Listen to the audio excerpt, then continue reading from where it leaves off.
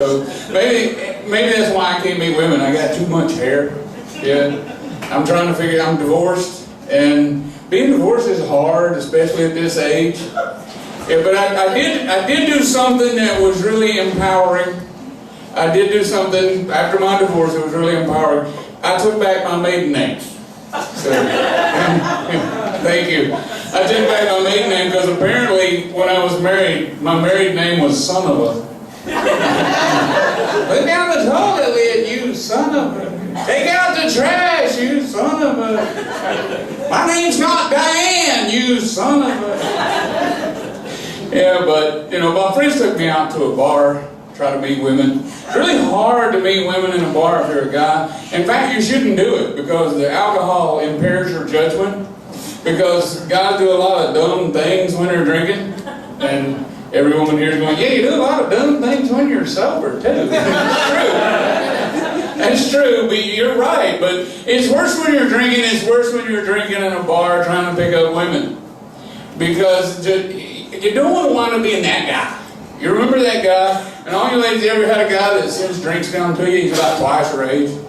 Yeah. And they always look the same. And these big, gigantic, hairy guys are like 300 pounds. They smell like ham and sweat. They're wearing a lot of jewelry. And I call them half a werewolf because they're really hairy. And it looked like the moon came out and they started changing into a werewolf. And then the moon went behind a cloud and they stopped.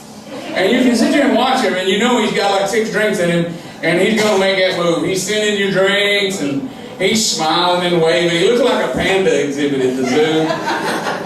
And he goes down there and you want to help him, but the alcohol's got him, so there's nothing you can do.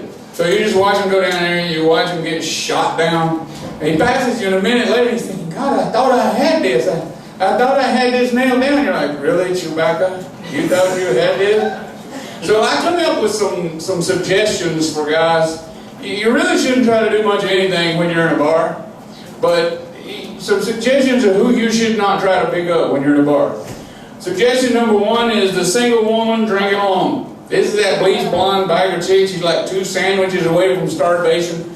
She's got what looks like, it used to be, the tattoo of a butterfly on her left boob, and now it looks like a really scary pterodactyl. And she's drinking straight shots of Jack Daniels in between sips of White Zinfandel, and she's got a stack of 20s on the bar.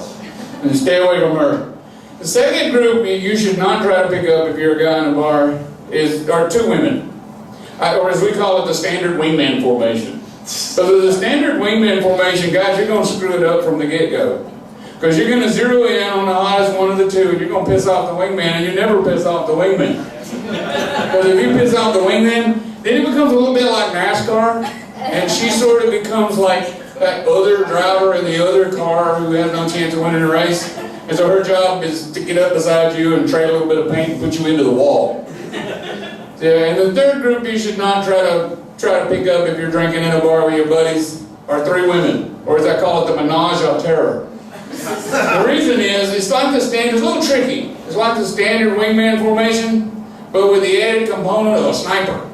And that's what this third girl's job is to sit there and pick you off with sarcastic comments from the side. And just like a sniper, she's camouflaged. You don't even see her. She sits here real still in that floral print dress, and you don't even see her until she puts down that vodka cranberry and comes after you. But the one you should really strike fear in your heart. You should never try to pick up a woman in groups of 4 or more women. This is dangerous because at this point you've taken on a pack. You know, and they all look the same. They're dancing around. They got their purses and their shoes in a pile in the middle of the floor. There's one that's kind of tall and overly skinny, looks a little bit like Sheryl Crow. And there's another one that looks like that Melissa McCarthy girl from Bridesmaids, and we call her security. And then the rest of them look like soccer moms on a field trip. And I call them the Muffin Top Mafia. Because if you go over here and try to break up their deal, they'll take you out just like a real mafia.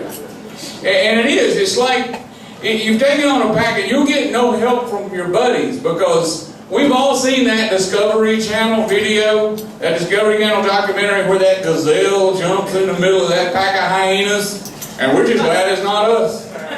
The rest of the herd, we're just going to go over the hill and eat wheat because we're just glad it's not us. And just like that gazelle, they're going to take you out. The only difference is because you've been drinking. The only difference is that gazelle knew the second his feet touched the ground what he did wrong. But you never get, guys, if you've been drinking, you don't know. You got that same look that half a werewolf had. You think, God, I thought I had this nailed down. And we see it when it dawns on your face. You go, maybe I should have shaved my head. Thanks a lot, guys.